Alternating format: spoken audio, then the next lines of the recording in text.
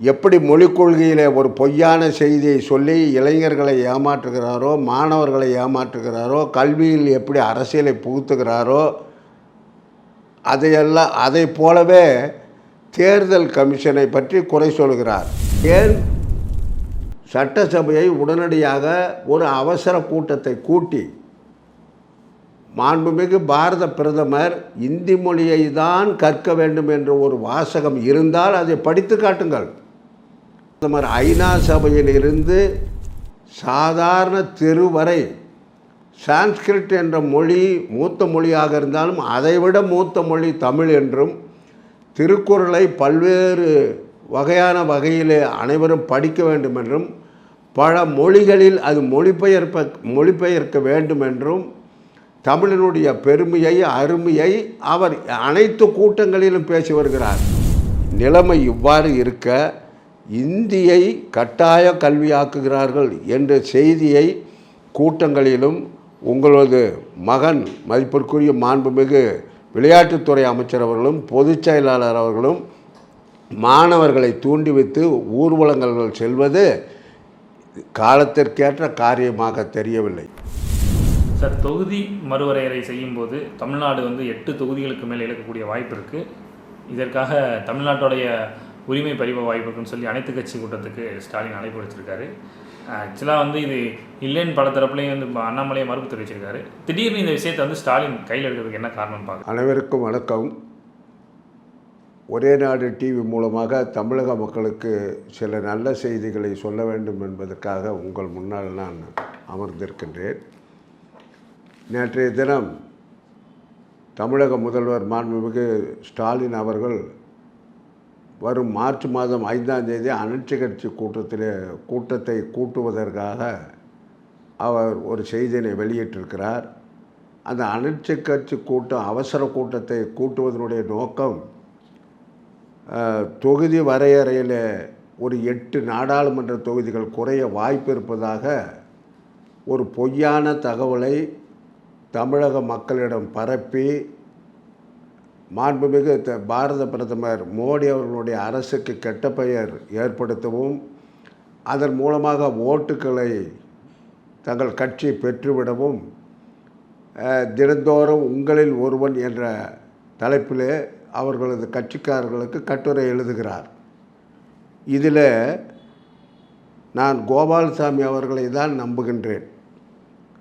முன்னாள் தேர்தல் election commission of India commissioner மதிப்பிற்குரிய கோபால்சாமி அவர்கள் அறிவிப்பே வரல, அதற்குள் என்ன அவசரம் என்ற ஒரு செய்தியினை வெளியிட்டிருக்கிறார். அவர் சாதாரணமான மனிதர் அல்ல, முன்னாள் கமிஷனராக இருந்தவர், ஒரு பொறுப்பான அதிகாரி, அதுவும் சிறந்த ஒரு ஐஏஎஸ் அதிகாரி. நான் தமிழக மக்களுக்கு தெளிவாக சொல்ல விரும்புவது,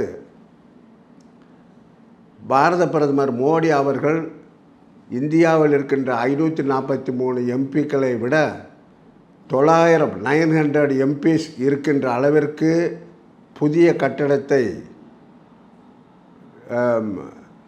விரைவிலே கட்டி டைம் பவுண்ட் மேனர் என்ற முறையில் குறிப்பிட்ட காலத்திற்குள் கட்டி அதை திறந்து வைத்திருக்கின்றார். 900க்கும் மேற்பட்ட பாராளுமன்ற உறுப்பினர்கள் அமர்ந்து இந்த நாட்டினுடைய வளர்ச்சிக்காக வாதம் செய்கின்ற ஒரு பெரிய வாய்ப்பினை ஏற்படுத்திய பாரத பிரதமர் உறுப்பினர்களுடைய எண்ணிக்கையை குறைப்பார் என்ற செய்தியை தமிழக முதல்வர் தெரிவிப்பார் என்று நான் கருதவில்லை.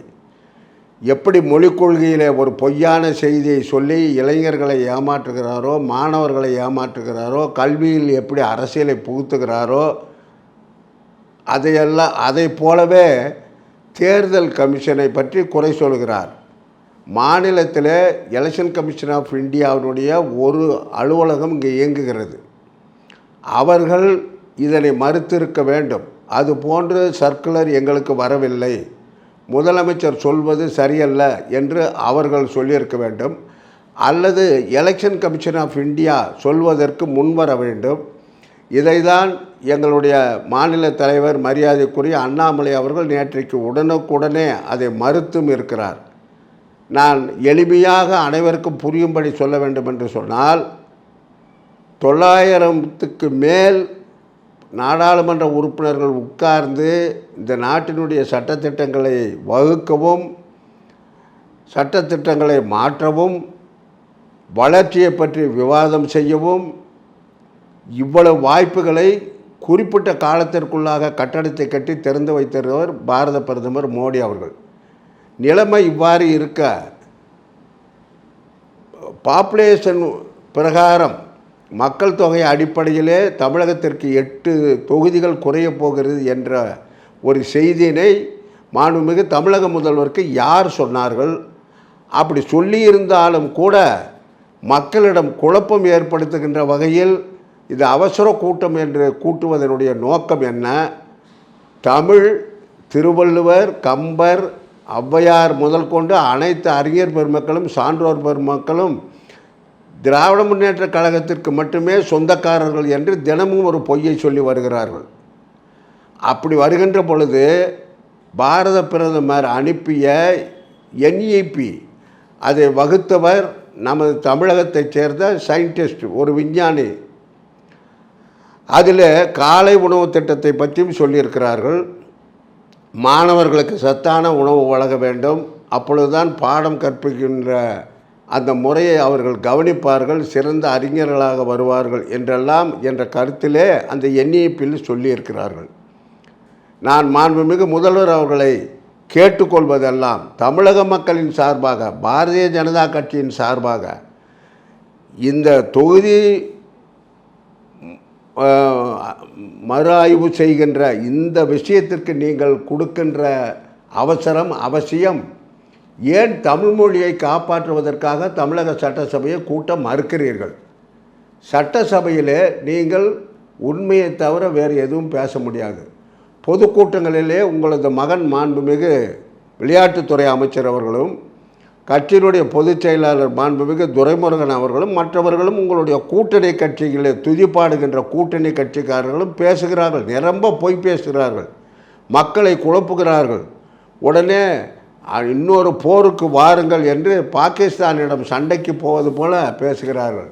சமதர்மத்துக்கு இடமில்லாமல் போய்விடும் என்றும் சனாதன பிரச்சனை எழும் என்ற பிரச்சனையிலும் சுயமரியாதை உணர்வு மங்கி போய்விடும் என்றெல்லாம் பல கவிஞர்களுடைய பாடல்கள் எல்லாம் தினம் சொல்லுகிறீர்களே, ஏன் சட்டசபையை உடனடியாக ஒரு அவசர கூட்டத்தை கூட்டி மாண்புமிகு பாரத பிரதமர் இந்தி மொழியை தான் கற்க வேண்டும் என்ற ஒரு வாசகம் இருந்தால் அதை படித்து காட்டுங்கள்.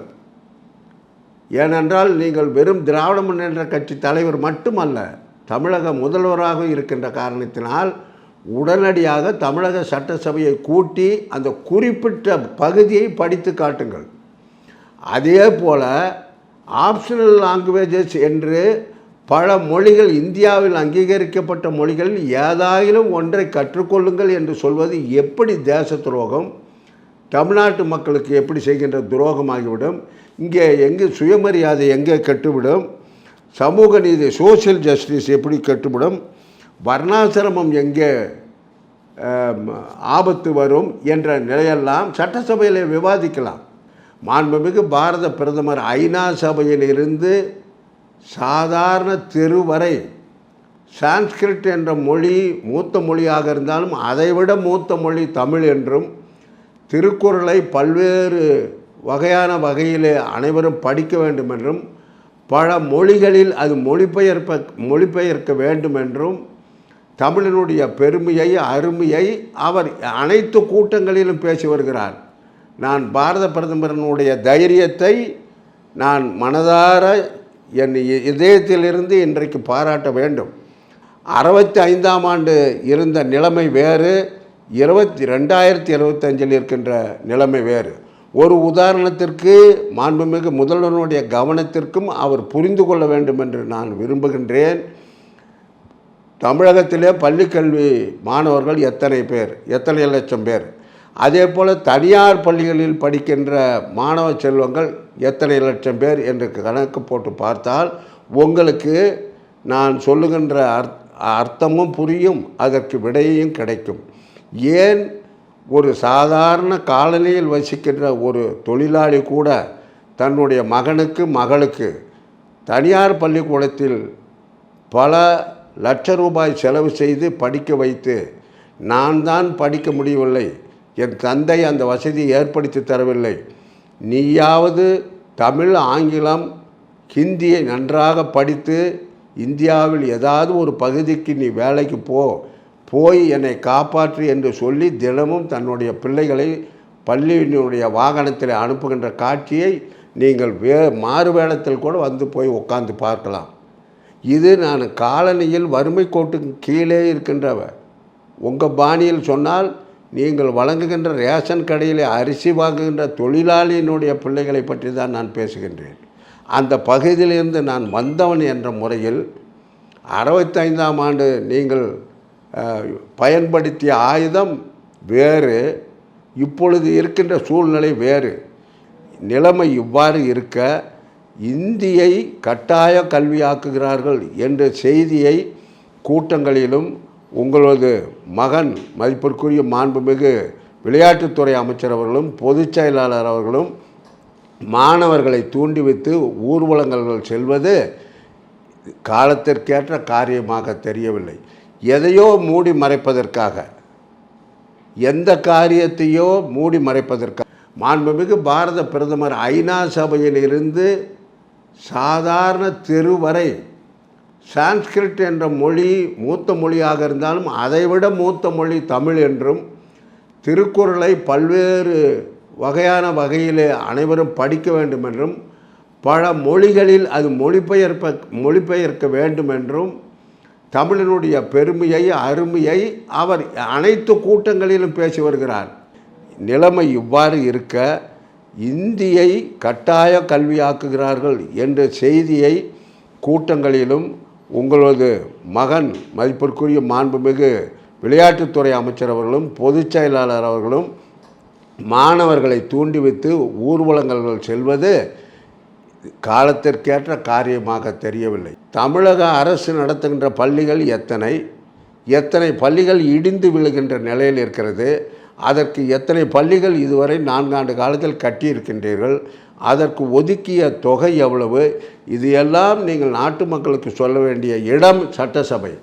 அதை விட்டுவிட்டு 2500 கோடி பணத்தை உடனடியாக அனுப்பு என்று கடிதம் எழுதுவதும், 10,000 கோடியை நான் கொடுத்தால் கூட நான் கையெழுத்து போட மாட்டேன் என்று சொல்வதெல்லாம் வடிவேல் பாணியில் சொன்னால் சின்ன பிள்ளைத்தனமாக இருக்கிறது.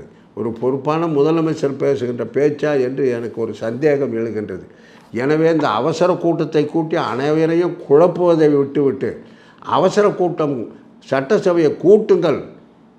இந்தி மொழி உயிரினும் மேலானது என்று சொல்கின்ற பொழுது உயிருக்கே ஆபத்து வருகிறது என்று உங்கள் வார்த்தையிலே நான் ஒத்துக்கொள்கின்றேன். உடனடியாக சட்டசபையை கூட்டி அந்த குறிப்பிட்ட போர்ஷனை நீங்கள் படித்து காட்டுங்கள். அதில் என்இபியில் என்ன சொல்லியிருக்கிறது? ஆனால் இதையெல்லாம் மறைத்துவிட்டு மாணவர்களை தூண்டிவிட்டு போருக்கு வா, பட்டாளத்தில் சேரு, பாகிஸ்தானிடம் சண்டைக்கு போகலாம் என்று நீங்கள் கட்டுரை எழுதுவதும், மேடையில் பேசுவதும், உங்களுடைய அமைச்சர் பெருமக்கள் பேசுவதும், இந்த நாட்டிற்கு தமிழ்நாட்டிற்கு ஏதோ ஆபத்து வந்தது போலவும், சுயமரியாதைக்கு ஏதோ ஆபத்து வந்தது போலவும், அப்பன் தொழிலை அவனது பிள்ளை செய்ய வேண்டும் என்று சொன்ன காலம் அதுபோல் வந்துவிடும் என்பதெல்லாம் இது இந்த காலத்திற்கு உகந்த கருத்துக்கள் அல்ல. எனவே மாண்புமிகு முதல்வர் அவர்களே, மீண்டும் உங்களை நான் கேட்டுக்கொள்கிறேன், தயவு செய்து தமிழக சட்டப்பேரவையை உடனடியாக கூட்டுங்கள். அந்த என்இபியில் இருக்கின்ற சரத்துக்களை படித்து காட்டுங்கள். ஆப்ஷனல் லாங்குவேஜ் என்று இருக்கிறது, அதற்கும் நீங்கள் பதில் சொல்லுங்கள். ஆப்ஷனல் லாங்குவேஜை படியுங்கள் என்று சொன்னால் இந்தியை தான் படிக்க சொல்லுகிறார்கள் என்று நீங்கள் இன்டர்பிரட்டேஷன் செய்து மக்களை குழப்புவது, மாணவர்களை ஏமாற்றுவது, இது போன்ற காரியங்களில் தமிழக அரசு ஈடுபடக்கூடாது என்ற அக்கறையின் காரணமாக நான் சொல்லிக்கொள்கிறேன். தமிழகத்தில் பாராளுமன்ற தொகுதி குறைக ஏற்பாடு நடக்கிறது என்று சொல்லுவது இது ஏற்புடைய கருத்தல்ல, நீங்கள் வகிக்கின்ற பதவிக்கு அழகல்ல. எனவே அந்த கூட்டத்தை கூட்டுவதை நிறுத்திவிட்டு தமிழக சட்டப்பேரவையை கூட்டி அந்த என்இபியை பற்றி ஒரு நாள் அல்லது 2 நாள் அனைத்து கட்சி தலைவர்களுக்கும் பேசுவதற்கு வாய்ப்பு கொடுங்கள் என்று தெரிவித்துக்கொண்டு முடித்து விடுகிறேன். நன்றி, வணக்கம்.